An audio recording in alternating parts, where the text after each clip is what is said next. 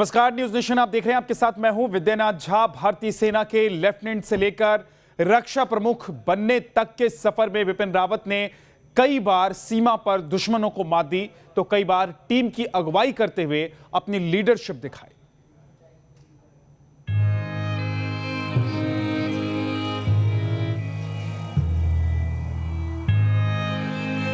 மற்றவங்கன்னா நம்ம வரக்குள்ளேயே பொத்து பொத்துன்னு விழுகுறாங்க.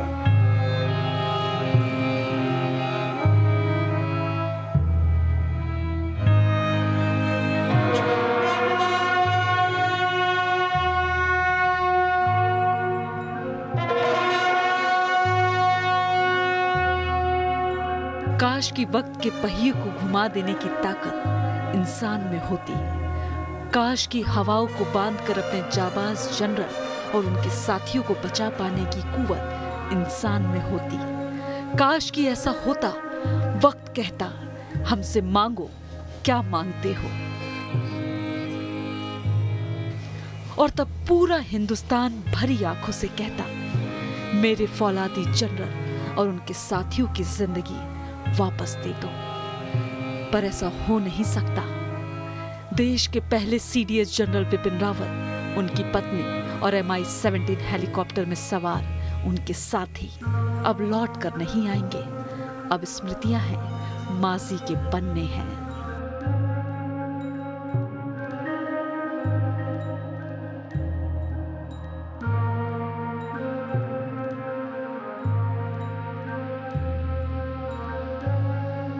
जनरल विपिन रावत की कहानियां वहां से शुरू होती है जहां से पहली बार एनडीए यानी नेशनल डिफेंस एकेडमी में एक कैडेट के तौर पर विपिन रावत की एंट्री हुई। एक जवाब ने उनके लिए एनडीए में दाखिले के रास्ते खोल दिए। यूपीएससी की एनडीए परीक्षा पास करने के बाद आज के प्रयागराज और तब के इलाहाबाद में सख्त ट्रेनिंग और टेस्ट के बाद फाइनल इंटरव्यू हुआ। एक ब्रिगेडियर रैंक के अधिकारी इंटरव्यू ले रहे थे। उन्होंने विपिन रावत से सवाल किया कि अगर ट्रैकिंग पर आपको कोई एक चीज ले जानी हो तो क्या ले जाएंगे। इस सवाल का जवाब विपिन रावत ने दिया और कहा कि वो अपने साथ माचिस की एक डिब्बी रखेंगे। इसके पीछे जनरल विपिन रावत की दलील थी कि एक माचिस की डिब्बी बड़े काम की साबित हो सकती थी, और यही एक जवाब विपिन रावत के लिए एनडीए में एंट्री की चाबी बन गया। एक और वाकया है जो आर्मी के सख्त डिसिप्लिन से जुड़ा है। तब general Vipin Rawat army chief हुआ करते थे। जनरल रावत को एक बार रात को अपने दोस्त के घर जाना था। उनका दोस्त भी आर्मी में ही था। रात करीब 11 बजे जनरल रावत अपनी पत्नी मधुलिका रावत के साथ सिविल ड्रेस में अपने दोस्त से मिलने कैंटोनमेंट पहुंचे। वो अपनी पर्सनल गाड़ी में थे, लेकिन कैंटोनमेंट के गेट पर खड़े प्रहरी ने उनकी गाड़ी को रोक दिया। जनरल विपिन रावत ने प्रहरी को अपना परिचय दिया, लेकिन गार्ड ने जनरल को बिना पहचान के कैंटोनमेंट में जाने नहीं दिया। गार्ड ने जनरल विपिन रावत को अपने दोस्त को बुलाने को कहा। आखिरकार जनरल के दोस्त ने गेट पर आकर उन्हें रिसीव किया। ये कहानी खुद जनरल विपिन रावत ने बताई थी, जिसमें सेना और सैन्य प्रहरी के कठोर अनुशासन की उन्होंने तारीफ की थी। अनुशासन से ही जुड़ी एक और कहानी जनरल रावत के स्कूल के दिनों की है। जनरल ने अपनी यादों को शेयर करते हुए एक प्रोग्राम में उन्होंने बताया था कि कई बार वो और उनके दोस्त नहाने से बचने की कोशिश करते थे। जनरल विपिन रावत ने बताया था कि हम बीमार होते थे, लेकिन स्कूल में जो सिस्टर रहती थी वो नहाने का इंतजार करती थी। हम कई बार बचने की कोशिश करते थे, लेकिन बच नहीं पाते थे। ये स्कूल का अनुशासन ही था जिसने आज इस मुकाम तक पहुंचाया। स्कूल और फिर एनडीए में मिले ऐसे ही कठोर अनुशासन ने जनरल विपिन रावत को सेना के लिए तैयार किया। बचपन से ही सेना में जाने का सपना संजोए विपिन रावत सेना के कठोर अनुशासन को सीख रहे थे। फिर वो दिन भी आया जब आईएमए से उन्हें सॉर्ड ऑफ ऑनर मिला।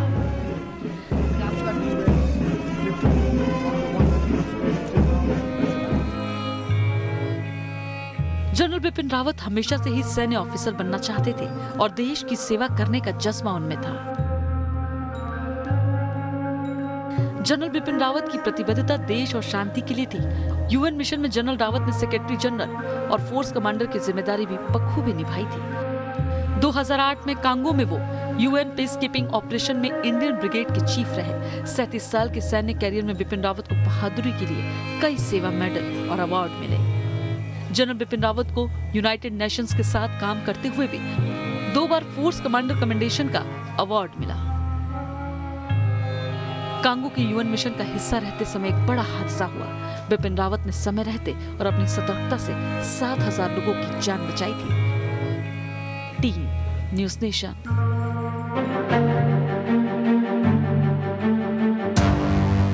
महीना था जनवरी का और वो साल था 1969, जब बिपिन रावत की पहली पोस्टिंग मिजोरम में हुई। इसके बाद मेजर रहते हुए उन्होंने उरी में कंपनी को लीड किया। कर्नल रहते हुए वो एलएसी के किबुत्ज और ब्रिगेडियर रहते हुए कश्मीर के बेहद संवेदनशील सोपोर में आतंकियों के खिलाफ ऑपरेशन बिपिन रावत लीड करते रहे। कश्मीर में आतंकियों के खिलाफ ऑपरेशन ऑल आउट के सूत्रधार जनरल बिपिन रावत थे। आतंक को जड़ से उखाड़ फेंकने का शिव संकल्प जनरल बिपिन रावत ने ऐसा लिया कि जल्द ही दहशतगर्दों को समझ आ गया कि हिंदुस्तान की सरजमी पर कदम रखने का मतलब है मौत।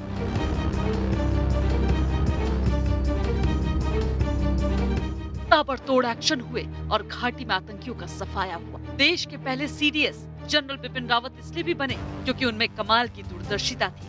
जनरल बिपिन रावत ने राष्ट्रीय सुरक्षा और फ्यूचर वॉरफेयर जैसे मुद्दों पर कई लेख लिखे, जिन्हें सिर्फ सेना के अफसर ही नहीं बल्कि डिफेंस स्टडीज के छात्र भी पढ़ते हैं। इलेक्ट्रॉनिक वॉरफेयर को लेकर जनरल बिपिन रावत ने काफी कुछ लिखा है। जनरल रावत मानते थे कि आने वाले वक्त में युद्ध सिर्फ हथियारों से नहीं लड़ा जाएगा, बल्कि टेक्निकल सैबोटाज और साइबर डोमेन भी जंग का हिस्सा बनेंगे।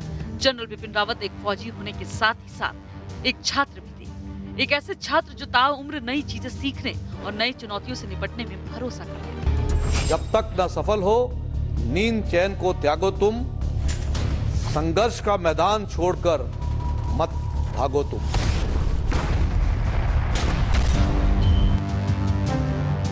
अब से करीब 43 साल पहले 1978 में इसी सर्द दिसंबर के महीने में 16 तारीख के दिन बिपिन रावत ने देश के लिए मर मिटने की कसम खाई थी। सेना में इन 4 दशक से भी लंबे सफर के दौरान जनरल बिपिन रावत ने न सिर्फ देश की सुरक्षा की जिम्मेदारी को पूरा किया, बल्कि अपनी मेहनत और काबिलियत से वो मुकाम भी हासिल किया जो आज से पहले किसी को नहीं मिला। जनरल रावत ने अपने कैरियर के दौरान अपने साथियों का भरोसा तो जीता ही, देश के नागरिकों का दिल जीतने में भी कभी पीछे नहीं रहे। यही वजह है कि 2016 में 2 सीनियर अफसरों के बावजूद उन्हें तरजीह दी गई और सेना के सर्वोच्च पद से सम्मानित कर आर्मी चीफ बनाया गया।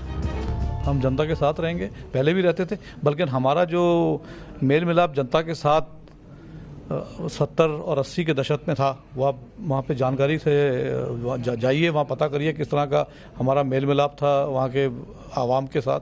हम उस समय भी वहाँ पे तैनात थे, बड़ी अच्छी तरह से हमारी आवाम के साथ मेल मिलाप हमारा रहता था। और उस तरह का मेल मिलाप दोबारा अगर होना शुरू हो गया तो बहुत अच्छा रहेगा। उस समय हम बगैर बंदूक के मिलते थे, अगर हम दोबारा बगैर बंदूक के मिल सकते हैं।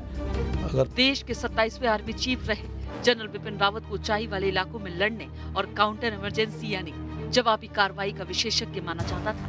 उन्होंने फौज में कठोर फैसले लेने वाला मुखिया माना जाता था, लेकिन देश के तमाम मुद्दों पर जिस तरह से वो मीडिया से मुखातिब होते थे और जो बयान देते थे, उससे आम जनता के बीच उनकी छवि एक मुखर और बेखौफ सेना प्रमुख की रही। बारामूला और कश्मीर के जो बच्चे हैं उनको हम ये दर्शाना चाहते हैं कि जब वो कश्मीर के बाहर निकलते हैं तो हालात कितने सुधरे हुए हैं, और यही हालात कश्मीर में भी हो सकते हैं अगर वहाँ पे जो कार्रवाई चल रही है, जो दहशतगर्दी चल रही है, उसको अगर बंद कर दिया जाए तो कश्मीर भी दिल्ली जैसा बन जाएगा, बल्कि ये और बेहतर हो जाएगा। तो बच्चों को हमारा सिर्फ ये संदेश देना है कि जो कार्रवाई पत्थरबाजी की, आतंकवाद की जो कार्रवाई चल रही है, इसको अब बंद किया जाए और कश्मीर की प्रगति और डेवलपमेंट की ओर ध्यान दिया जाए। दिल्ली में जिस तरह से लोग देखते हैं कहीं आर्मी तैनात नहीं है, कहीं बंकर नहीं लगे हैं, तो इस तरह से आर्मी भी वहाँ तैनात नहीं होंगी, बंकर भी निकल जाएंगे। ये सब तभी हो सकेगा अगर जो दहशत का जो माहौल वहाँ पर चल रहा है, इसको बंद करने में हमारे जो बच्चे हैं, इनके वालिद वालिदैन जो हैं, वो हमारी सहायता और मदद करें। सेना में रहते हुए जनरल बिपिन रावत की छवि दूसरों से हट कर रही।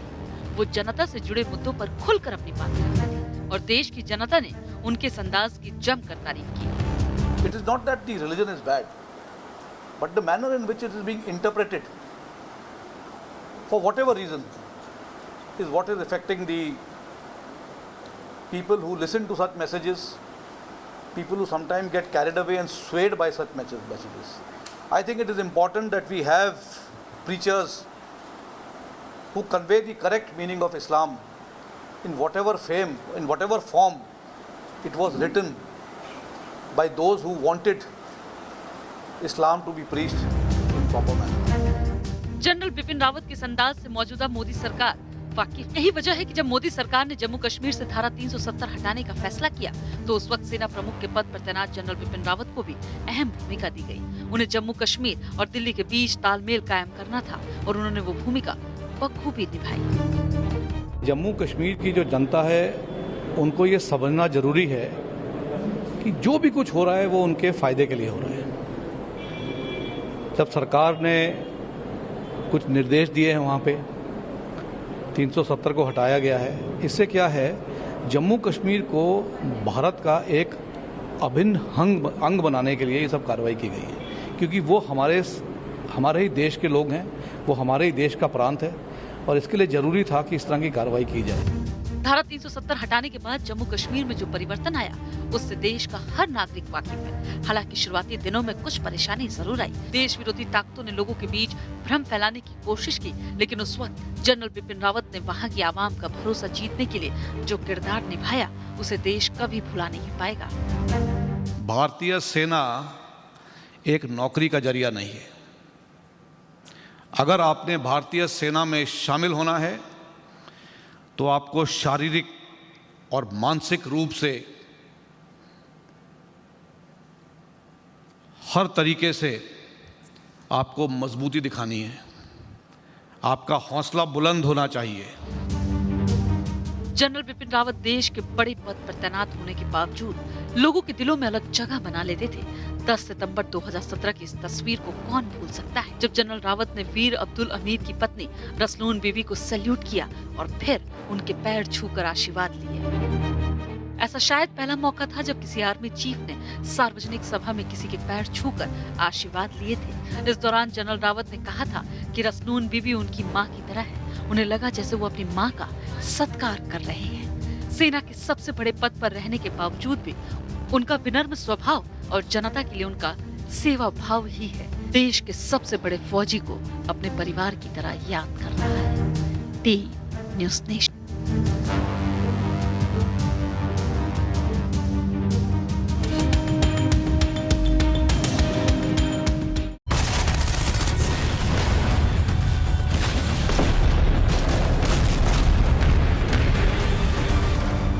बालाकोट में भारतीय जाबाजों की सर्जिकल स्ट्राइक तो दुनिया की मीडिया की सुर्खियां बनी थी। दहशतगर्दों को जहन्नुम भेजने का मेगा ऑपरेशन।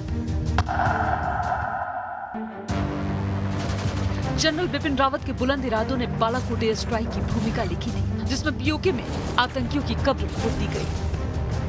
जनरल रावत के सेना प्रमुख रहते हुए हिंदुस्तान के वायुवीरों ने बालाकोट में आतंकियों के ठिकाने पर आसमान से बमों की बारिश कर नगरोटा आतंकी हमले का बदला लिया था। हालांकि ये ऑपरेशन भारतीय वायुसेना ने अंजाम दिया था, लेकिन उस वक्त पाकिस्तान की हर चाल पर भारतीय सेना की नजर थी। रणनीति सीधी थी, पाकिस्तान आर्मी को सीमा पर एंगेज करना और फिर एयर स्ट्राइक कर दुश्मन को चौंका देना। पाकिस्तान सरहद पर सतर्क था, लेकिन अचानक भारतीय वायुसेना ने बालाकोट में कहर बरपा दिया। भारत की तीनों सेनाओं के बीच कमाल के कोऑर्डिनेशन के तहत इंडियन एयर फोर्स ने इस ऐतिहासिक कार्रवाई को अंजाम दिया था। इसी तरह म्यांमार में भी उग्रवादियों पर सर्जिकल स्ट्राइक की गई और इसकी स्ट्रेटेजी के भी जनरल रावत अहम किरदार थे। साल 2015 में 8 और 9 जून की रात को भारतीय सेना के जवान 3 टीमों में ध्रुव हेलीकॉप्टर से म्यांमार सीमा में दाखिल हुए। तड़के 3 बजे ऑपरेशन शुरू हुआ। भारतीय सेना के जाबाज जवानों के महज 8 घंटों में इस ऑपरेशन को खत्म कर दिया। हमले में NSCN के कई आतंकी मार गिराए गए थे। ये मिशन चलाया था भारतीय सेना के 21 पैरा ने, जो 3rd कॉर्प्स के तहत काम करता था। उस समय 3rd कॉर्प्स के कमांडर बिपिन रावत ही थे। पूर्वोत्तर में उग्रवाद को खत्म करने में रावत ने अहम भूमिका निभाई।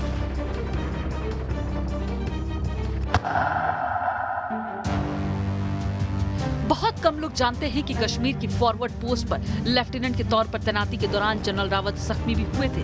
वो साल था 1978 का, तब लेफ्टिनेंट रावत सीमा चौकी पर डटे थे कि अचानक पाकिस्तान ने भारी गोलीबारी कर दी। एक इंटरव्यू में जनरल रावत ने बताया था कि पाकिस्तान से हम पर भारी गोलाबारी होने लगी।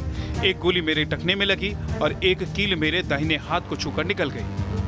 पहाड़ों की तरह ही चट्टानी इरादों वाला ये जनरल फक्र से कहता था, मैं पहाड़ी हूँ, इतनी सी घटना में मरने वाला नहीं हूँ। खुद से ज्यादा भरोसा जाबाज जनरल को अपनी मिट्टी और पानी पर था।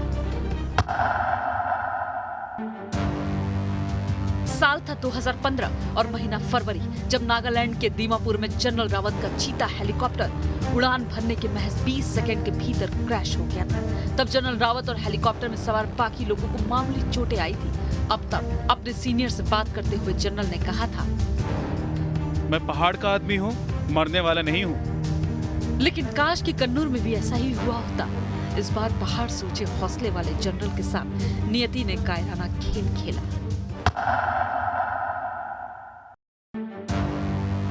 वतन से बेपनाह मोहब्बत करने वाले एक जनरल और यकीनन एक जाबाज सिपाही के तौर जनरल बिपिन रावत का सूत्र बिल्कुल सीधा सपाट था। नाम, नमक, निशान, वफादारी और इज्जत। जनरल कहते थे कि इन 5 शब्दों पर, इन 5 तत्वों से एक सैनिक की नींव जोड़ी जाती है। ये 5 शब्द इतनी गहराई से उसके दिमाग में बिठा दिए जाते हैं कि जब भी उसे किसी कर्तव्य का पालन करना होता है, वो इन 5 सूत्रों को अपने जहन में रखता है। जनरल रावत कहते थे कि जब तक हिंदुस्तान के जाबाज सैनिक इन 5 शब्दों पर अमल करते रहेंगे, तब तक दुश्मन की तबाही तय है। भारतीय सेना उसका नाश कर देगी, वो चाहे कितना भी बलशाली हो।